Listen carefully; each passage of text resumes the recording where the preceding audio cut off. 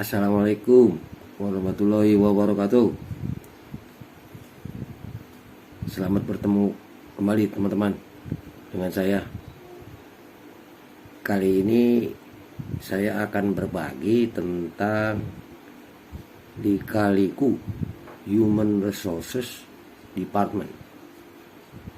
Nah, sebagaimana teman-teman telah mengetahui bahwa salah satu departemen atau unit kerja di suatu perusahaan yang bertugas untuk mengelola sumber daya manusia biasanya dilakukan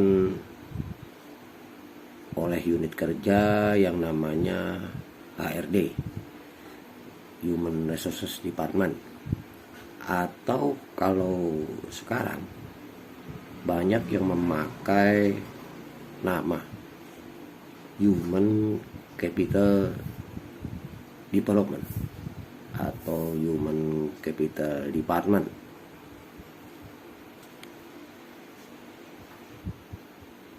Oh gitu.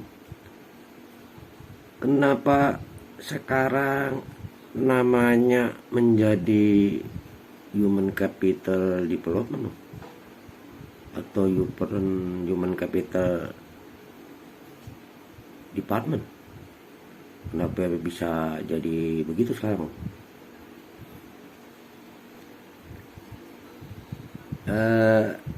Secara harafiah, pengertian human capital adalah diartikan sebagai modal manusia.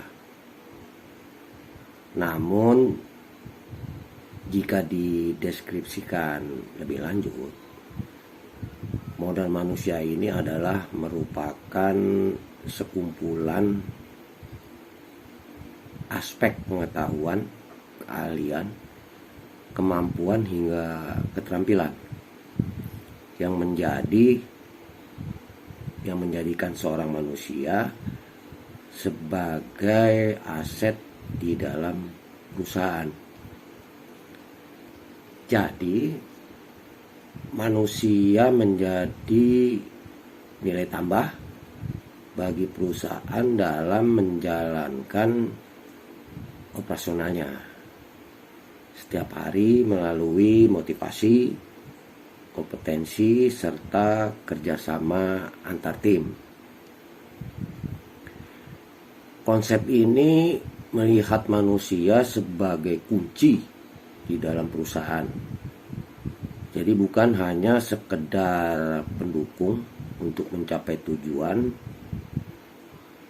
dan di dalamnya si karyawan atau sumber daya manusia tersebut akan fokus untuk memaksimalkan kemampuannya agar strategi perusahaan dapat berjalan sebagaimana mestinya, sehingga karyawan sebagai salah satu aset perusahaan tidak dapat dengan mudah tergantikan oleh orang lain. Oh begitu. Jadi bukan cuma ganti namanya,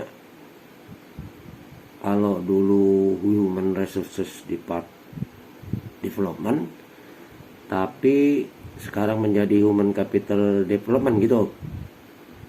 Tapi fungsinya dan peran manusia dalam perusahaan ditingkatkan, maksudnya gitu.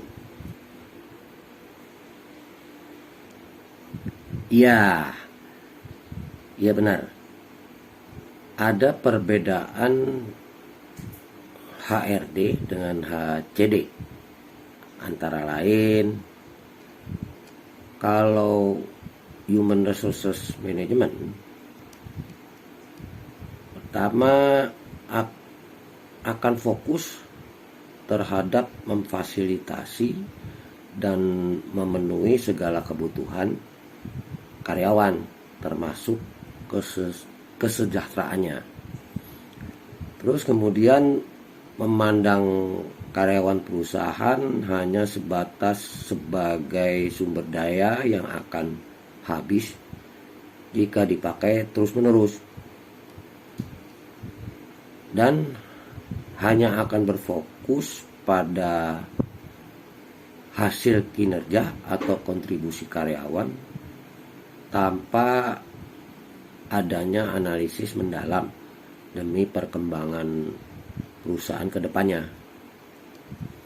Nah, kalau human capital management pertama berfokus terhadap pengembangan sumber daya manusia agar nilainya akan semakin bertambah sehingga bisa berkontribusi secara maksimal terhadap kegiatan produksi.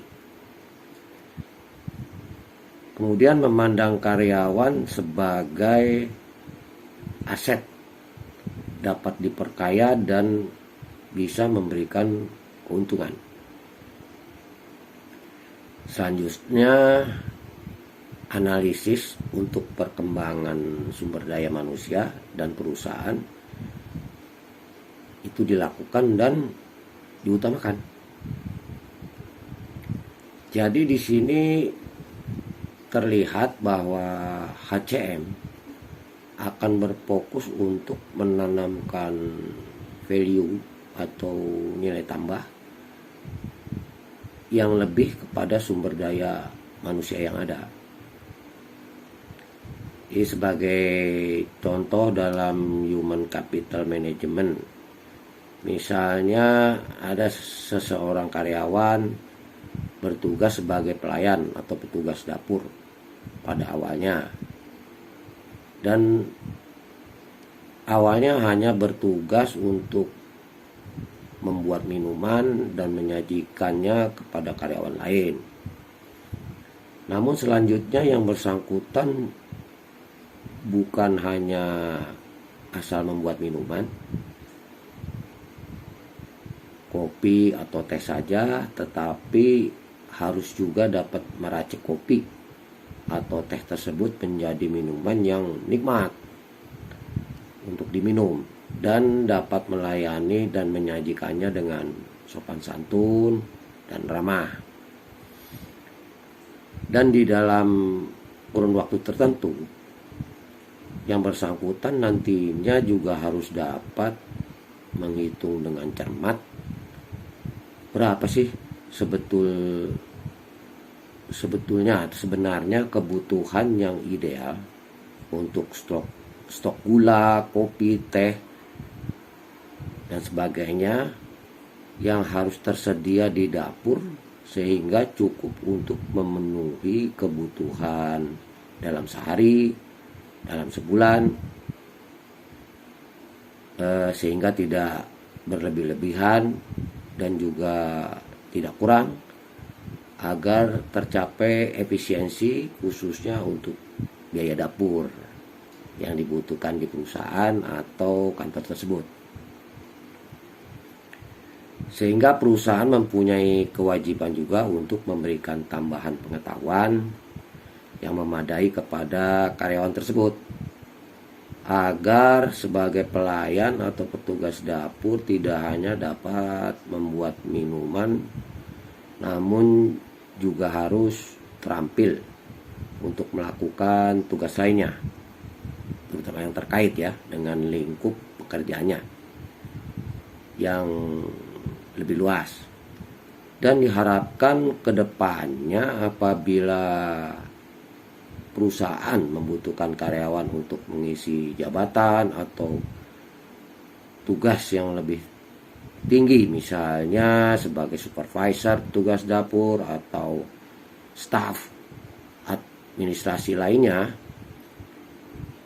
karyawan yang bersangkutan dapat dipromosikan untuk mengisi jabatan tersebut, yang intinya bertujuan agar karyawan lebih bertanggung jawab dalam melaksanakan tugasnya dan mempunyai rasa ikut memiliki yang tinggi terhadap perusahaan. Begitu sebetulnya intinya. Wah, itu bagus sekali Om. untuk sistem career planning, terutama sistem career planning untuk karyawan, sehingga karyawan menjadi bersemangat ya untuk bekerja lebih baik karena sangat diperhatikan oleh perusahaan gitu Om. Tapi saya mau tanya nih Om, mungkin agak menyimpang sedikit, yaitu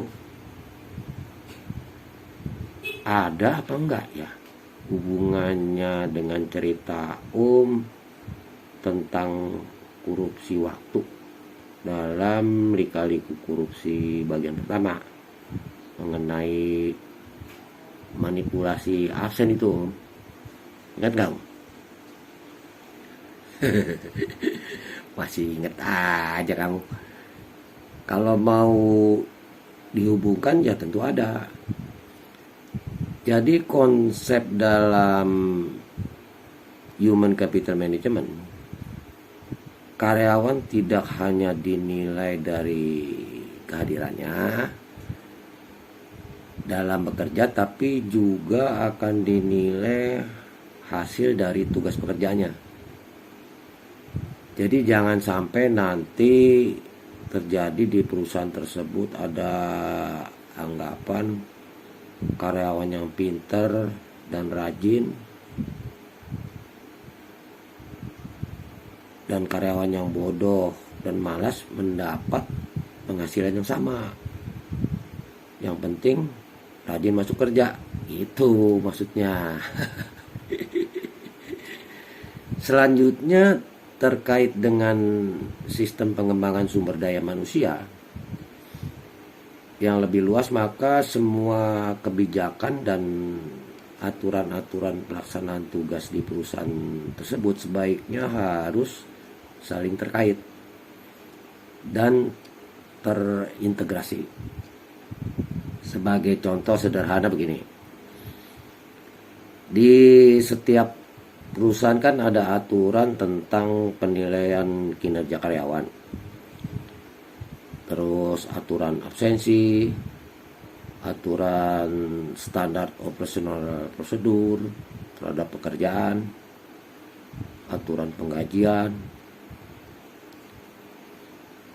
Apalagi pada saat ini di era digital, semua sudah dibuat aplikasi-aplikasi yang akan memudahkan pelaksanaan tugas serta pengawasannya. Maka semuanya nanti akan diintegrasikan dalam sebuah sistem aplikasi yang terpadu. Gitu. Kalau saat ini masih memakai sistem manual dalam mengelola sumber daya manusia, itu sudah tidak efektif lagi. Coba bayangkan, apabila seorang pimpinan di suatu unit kerja harus menilai 20 orang bawahannya. Bisa-bisa pimpinan tersebut waktu kerjanya habis untuk menilai kinerja karyawan, dan pekerjaan lain yang menjadi tanggung jawabnya menjadi terbengkalai. Dan apakah pimpinan tersebut juga bisa ingat apa-apa saja yang telah dikerjakan oleh masing-masing karyawannya setiap hari?